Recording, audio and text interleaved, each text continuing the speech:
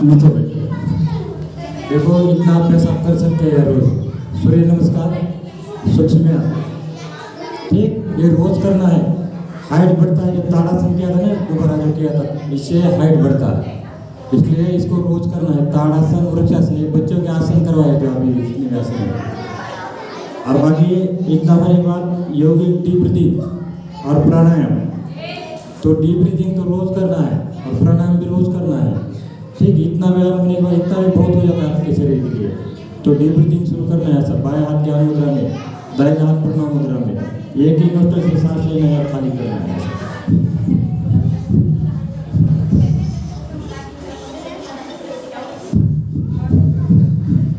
दूसरे नोस्ट्रल से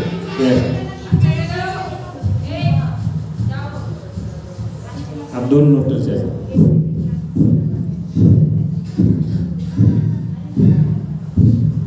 अब दोनों हाथ आगे ऐसे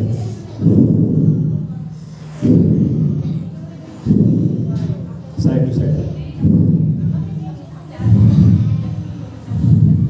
ऐसा ऊपर आगे ताली और पीछे ताली, साइड ताली ऊपर ताली।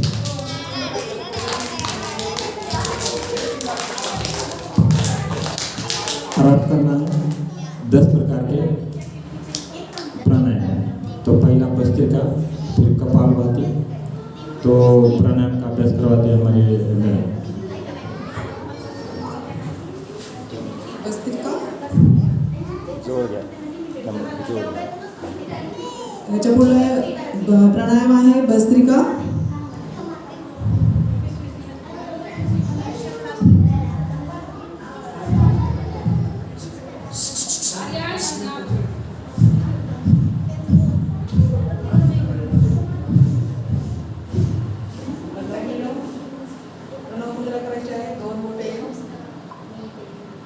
अंगठा आणि डाव्या साईडला श्वास घ्यायचा आहे, उजवीने सोडायचा आहे, उजवीने घ्यायचा आहे, डावीने सोडायचा आहे।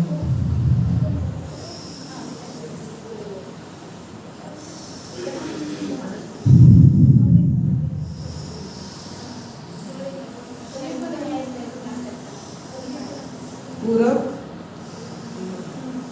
रुचक, कुंभक करायचं असेल तर 2 वेळेस कुंभक तुम्ही नाही करायचं आताच. पूरक आणि रुचकच. पूरक रुचक.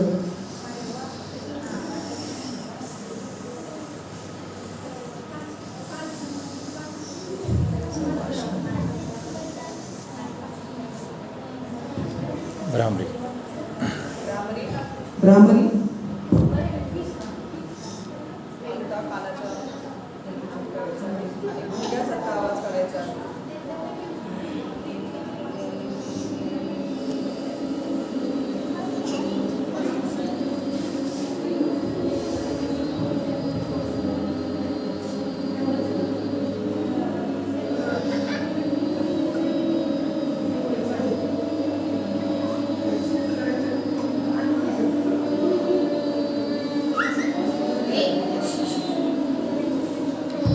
हाथ ऊपर रख करो, आँख ऊपर लगाइए।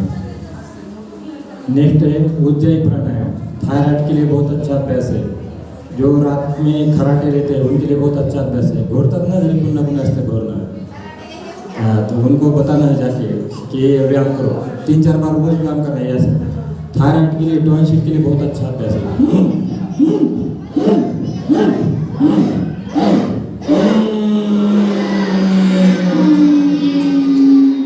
और जब लंबी सांस लेते हैं दाहिनी नोस्ट्रल बंद करते हैं और बाएं से सांस छोड़ते हैं। जो पहला जो अभ्यास किया था भस्त्रिका, इसमें सांस लेते हैं खाली करते थे वो।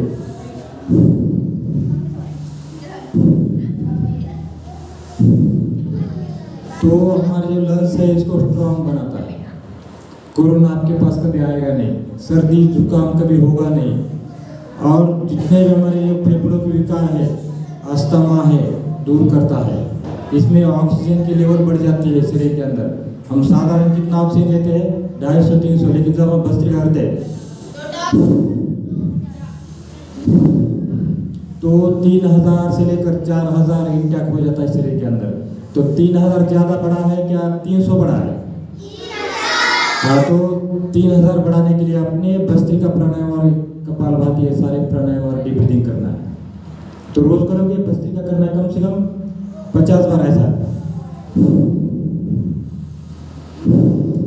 कमर गर्दन सीधा करना है, दोनों हाथ ज्ञान मुद्रा में रखना है और ये प्राणायाम रोज करना है। और जो दूसरा जो है कपालभाति। कपालभाति एक क्रिया है षटकर्म की। धोती, वस्ती, नौली, नेति, त्राटक, कपालभाति। तो इसको क्रियाओं का भी राजा कहा जाता है क्योंकि ये 99 बीमारी दूर करता है। कितनी बीमारी? 99 विकारों को दूर करता है। तो उसमें किडनी की एक्सरसाइज कभी किया आपने? किडनी है, लीवर की एक्सरसाइज, छोटे हाथ, बड़े हाथ, स्टमक, जितने हमारे एब्डोमेन के जो पेट के जितने भी ऑर्गन है उनकी एक्सरसाइज है कपालभाति। पेट अंदर 7 बार ऐसा। कैंसर कभी होगा नहीं जो कपालभाति करता है। कैंसर की गांठ कभी नहीं बनेगी। किसी भी प्रकार की गांठ दूर करता है ये प्राणायाम कपालभाति। वजन को संतुलित रखता है, मोटापा कम करता है कपालभाति।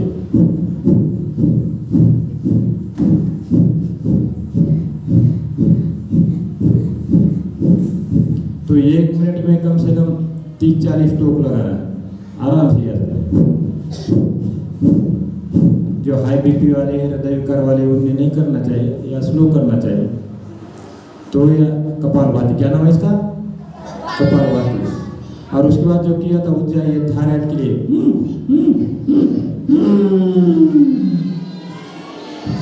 आज जो अनुलोम विलोम जो सीख रहे थे आप, अनुलोम विलोम रोज करना है। बायां हाथ ज्ञान मुद्रा में, दाहिना हाथ प्रणव मुद्रा में, ऐसा। बाएं से सांस लेना है, दाहिने से छोड़ना है, और दाहिने से लेना है और बाएं से छोड़ना है। 3 सावधानियां उनके लिए। छाती को कम व ज़्यादा न फुलाएं। श्वसन क्रिया ध्वनि रहित होना चाहिए और दोनों नासिका से लयबद्ध तरीके से सांसों को लेना है और लयबद्ध तरीके से सांसों को छोड़ना है। तो इतनी सी प्रक्रिया है अनुलोम विलोम। बहुत ही ये प्रभावकारी अभ्यास है। देखो आवाज़ भी नहीं आना चाहिए सांसों का, ऐसी लंबी गहरी सांस। जो हमारे ऋषि मुनि थे उनने सांसों के ऊपर नियंत्रण लाया था, तब ये 200 साल 300 साल जीते थे।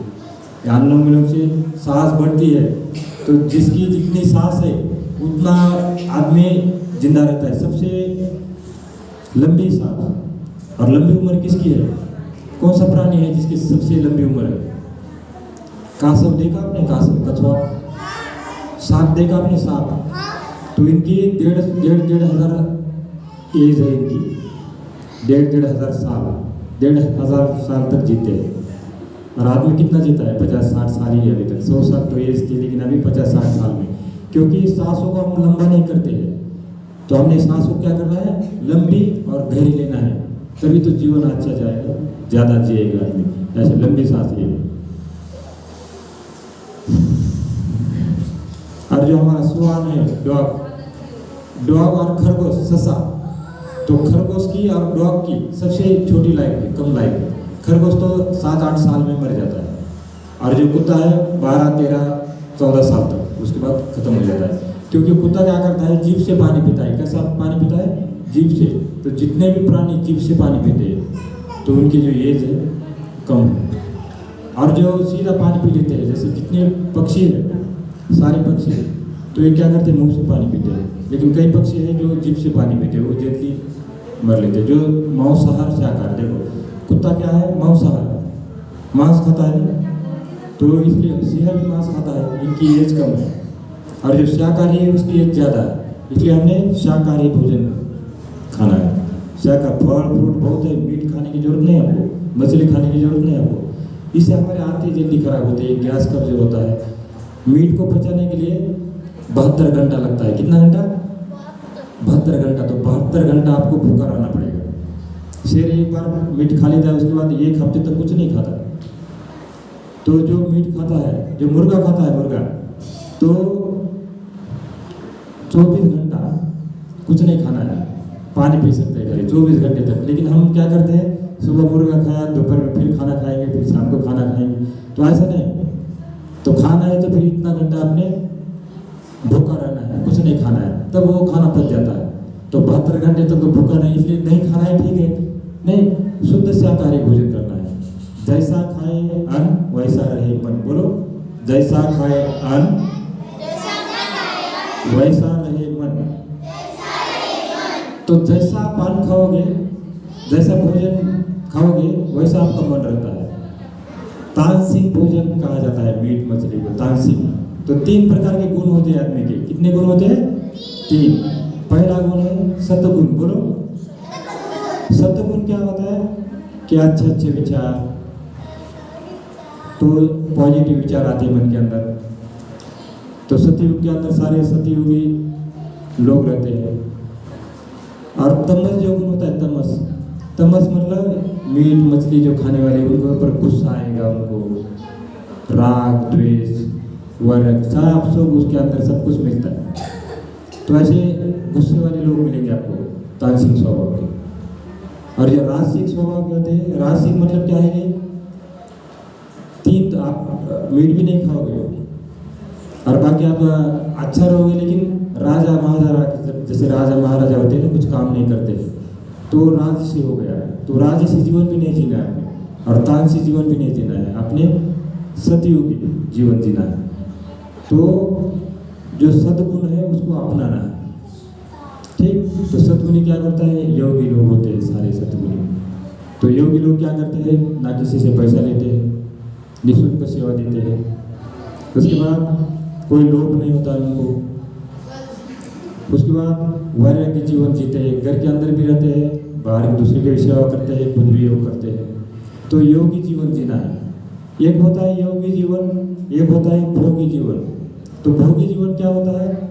उसमें सारा जो भी आया खाते रहो, व्यायाम नहीं करना है, सारी चीज़ों को भोगना है, उसको बोलते हैं भोगी जीवन। और एक होता है जोगी जीवन। जोगी देखा आपने, जो कटोरा लेके बाहर जो घूमते हैं।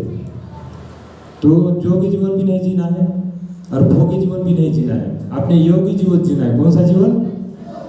योगी जीवन। तो योग में बताया आपको अष्टांग योग। यम, बोलो, यम, नियम, आसन, प्राणायाम, प्रत्याहार, धारणा, ध्यान, समाधि। तो ये अष्टांग योग होता है। सारे ग्रंथों में योग के बारे में, कुरान में भी लिखा है, पुराण में भी लिखा है, सब जगह, भगवत गीता में लिखा है, भगवत गीता के दूसरे अध्याय में लिखा है यथा सिद्ध सिद्धि संभूत्वम समत्वम योग उच्चते योग कर्म सुकौशल। यह भगवत गीता के दूसरे अध्याय की 50वीं और 52वीं पंक्ति है। इसमें बोलते हैं कि सुख हो या दुख हो, लाभ हो या हानि हो, तो बारिश हो, धूप हो, गर्मी हो, सर्दी हो, निरंतर 1 घंटा कम से कम योग करना है अपने लिए। कितना घंटा? 1 घंटा। तो मिलिट्री के अंदर मैं पीटीआई था, 21 साल की सेवा दिया है। तो वहाँ पे 4 बजे जाना पड़ता था, ग्राउंड में सारा सामान लेके जाना पड़ता। जो पीटीआई लोग होते उनको सबसे पहले जाना पड़ता 1 घंटा पहले। तो योग कब किया? तो उठना फिर 2:30 बजे उठना है, 3 से 4 योग करना। कितने? 3 से 4। अपने पास समय 3 बजे तो अच्छा समय होता है, 3 और 6 के बीच में तो ब्रह्म मुहूर्त बोला गया है, लेकिन 3 बजे उठ नहीं पाती है, इसलिए 4 बजे कम से कम उठना चाहिए। कितने बजे? 4 बजे उठना है। और उठते ही गुनगुना पानी पीना है। पानी कैसे पियोगे? गुनगुना पानी पीना है तो पेट साफ मिलता है। उठते ही गुनगुना पानी पीना है। फल फ्रूट सुबह खाना है, फल फ्रूट खा के आना है। ड्राई फ्रूट हो गया, फल फ्रूट हो गया, अंकुरित भोजन सुबह लेके आना है। लास्ट में अपन क्या करते हैं? दूध पीते हैं। तो जैसे छोटे बच्चे हैं, LKG वाले, 1st क्लास वाले चल जाता है, लेकिन उसके बाद जैसे आप 2nd क्लास 3rd क्लास में जाते हो, दूध शाम को ही पीना है सोते समय। सुबह फल फ्रूट खाने आना है, तो उसमें सुबह 2 बादाम खा लिया, किशमिश खा लिया, भिगा के रात को भिगा के रखने के लिए बोलना है मम्मी को, ठीक? तो 2 बादाम खाना है रोज सुबह के टाइम में। उसके बाद काजू होगा तो 1 आधा काजू, 2-4 काले मनु के रात को भिगाना है। फिर उसके बाद छुहारा है, खजूर 1 आधा, वो भी रात को भिगा के रखना है पानी के अंदर। और फिर इतना खाने के बाद 1 फ्रूट खाना है, कोई भी 1 फ्रूट खाना है, चाहे 2 केला खा लो, सेब खा लो, कितने फ्रूट है। और इतना खा के स्कूल में आना है, तो आपको एनर्जी मिलेगी पूरा। हम क्या करते हैं? सुबह पराठा पता नहीं क्या क्या खाते हैं, फिर आलस आता है दिन भर। तो फल फ्रूट सुबह खाना चाहिए, जितने फल फ्रूट है। पहले ड्राई फ्रूट खा लो, उसके बाद फल फ्रूट खा के आ जाएगा। फिर दोपहर में, फिर शाम को जल्दी खाना है।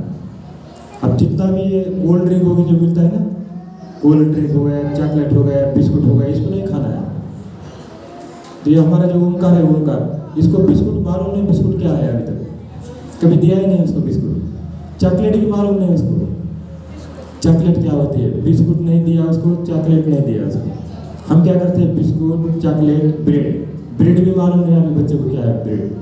2 टाइम खाना खाता है, देखा हो आपने, यहाँ आता है वो 2 टाइम खाना खाता है, ड्राई फ्रूट और हल्की फुल्की एक्सरसाइज करता है, तो शरीर अच्छा रहता है।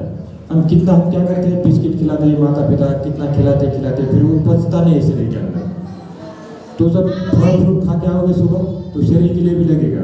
और जो आसन है, ताड़ासन, तिरक ताड़ासन, जो मैडम ने करवाए थे आसन, ये सारे करना है रोज के रोज। ये जूता पहन के भी कर सकते हैं, आपके पाँव में जूता है तो हमने इसलिए कार्यक्रम रखा था आज की, जो आपने ये रोज करना है निरंतर। और ये डीप ब्रीथिंग और प्राणायाम।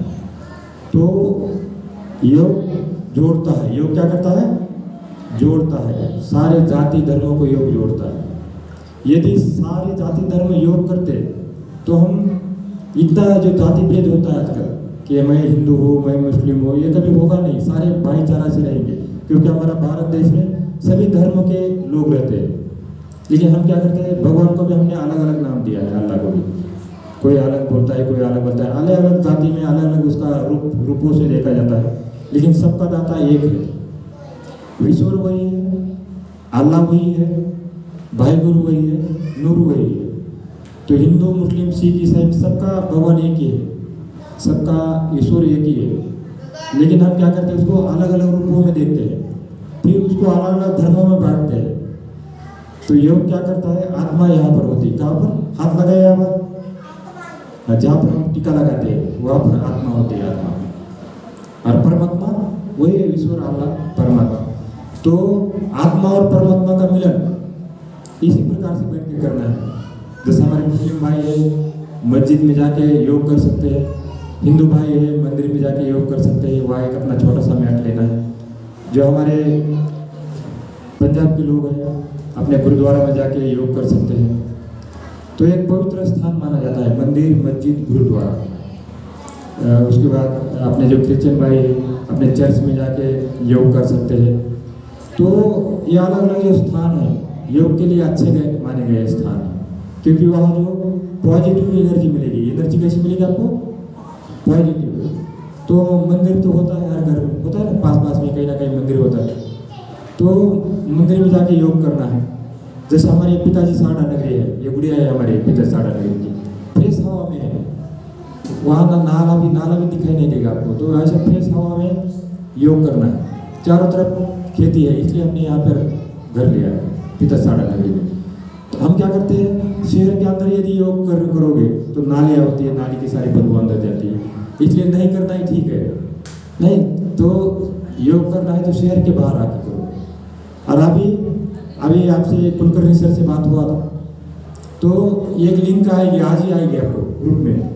हमारे जो पीछे सर है सबसे पहले आ गए हैं ग्रुप में, फिर उनने देखा कि ग्रुप में कैसे आए, तो एक आज एक लिंक आएगी आपको, तो आपने टच करना है लिंक को, पतंजलि के ग्रुप में आओगे। तो सारे शिक्षकों का ग्रुप बनाया हमने, अलग अलग स्कूल के अलग अलग ग्रुप बनाए। तो हमारे घर के स्कूल बोलते हैं, क्योंकि पीछे सर हो गए, हमारे गोरख सर हो गए, ये हमारे घर की स्कूल मानते हैं भी घर के नज़दीक है। तो सबने योग करना है, तो घर में बैठे बैठे योग करना है। जो आपने यहाँ किया है तो घर में बैठे बैठे मोबाइल पे करना है। ये 2 दीदियाँ रहती है रोज आपके मोबाइल में, आपको रोज मिलेगी ये दोनों दीदियाँ, ठीक। तो इनको देख देख के योग करना है। अब कहीं मैं हार्ड आसन करता हूँ आगे, तो आपने हार्ड आसन नहीं करना है, याद आ गया बच्चों? तो जब हार्ड आसन करता हो तो दोनों दीदियों को देख के आपने योग करना है। तो ये क्या करते हैं, प्राणायाम करती है। तो इनको देख देख के योग करना है और रोज योग करना है। योग में बिल्कुल चेंजिंग नहीं है कोई भी। आप 10 साल पहले का जो वीडियो देखोगे ऐसा ही मिलेगा आपको जो रोज मिलता है, इसमें सिर्फ गाना चेंज होता है। तो जो मेरा योगा है अलग अलग, मतलब जितने भी मेरे पास डिप्लोमा है, diploma in yoga, naturopathy yoga education, yoga and wellness instructor course, तो 13 प्रकार के जो कोर्स है मेरे, और इसके अनुसार ही मैंने योग बनाया। कुछ मिलिट्री की एक्सरसाइज है, कमांडो की एक्सरसाइज भी इसके अंदर है, जो योग की सूक्ष्म है। तो कोई भी आप आराम से कर सकते हैं बैठे बैठे। तो जो सुबह का कार्यक्रम है उसमें भाषणबाजी कुछ नहीं होती है, उसमें सिर्फ गाना चलता है। और यहाँ पर ऐसा जो आप व्यायाम कर रहे थे ना, तो ऐसा व्यायाम करा जाता है। तो इस प्रकार से आपने रोज व्यायाम करना है, ठीक। प्राणायाम हो गया, डीप ब्रीथिंग हो गया। आप करते हैं सोम साधना, दोनों हाथ ऊपर करें, सो सो सो सो सो, ऐसा ताली बजाए, हंसे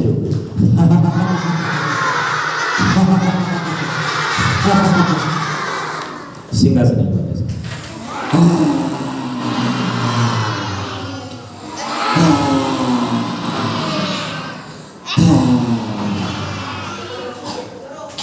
हाथों पर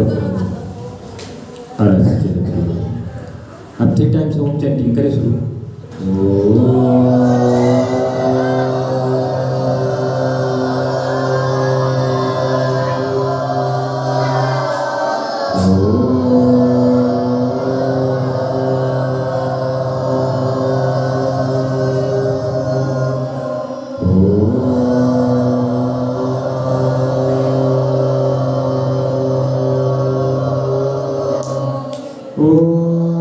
सर्वे भवन्तु सुखिनः, सर्वे सन्तु निरामयाः, सर्वे भद्राणि पश्यन्तु मा कश्चित् दुःखमाप्नुयात्।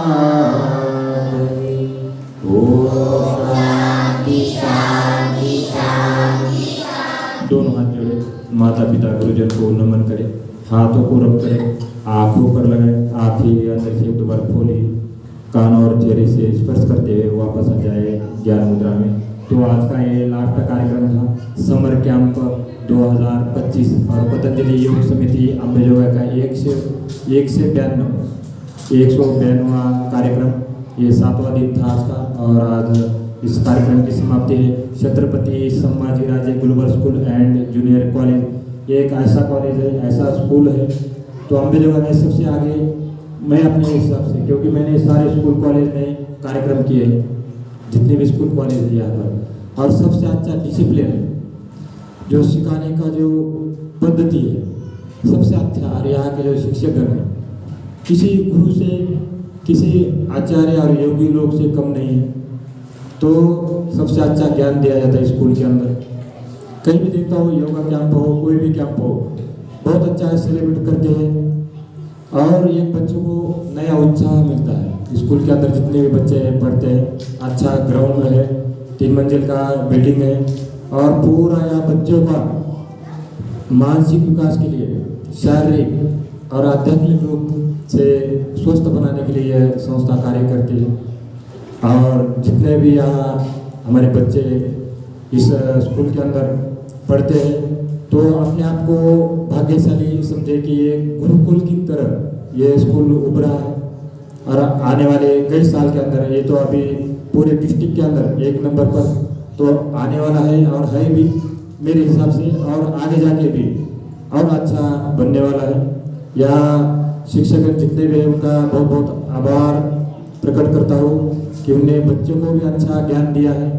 और देखो सब जगह छुट्टियाँ हैं, लेकिन यहाँ पर एक समर कैंप चलाया गया है। यहाँ पर योग का ज्ञान, उनका जो कलात्मक गुणों है, गुणों का विकास करने के लिए, उनके अंदर जितना भी ब्रेन पावर है उसको बढ़ाने के लिए जोर दिया गया है स्कूल के अंदर।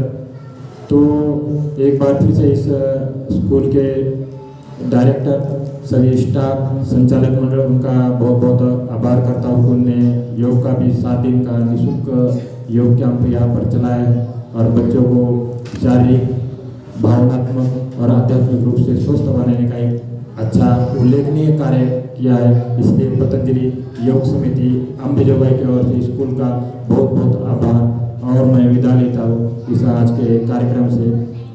Thank you very much. और मेरे साथ एक बार बोलते हैं भारत माता की, भारत माता की, भारत माता की, भारत माता की, वंदे वंदे वंदे। थैंक यू जय हिंद, जय भारत।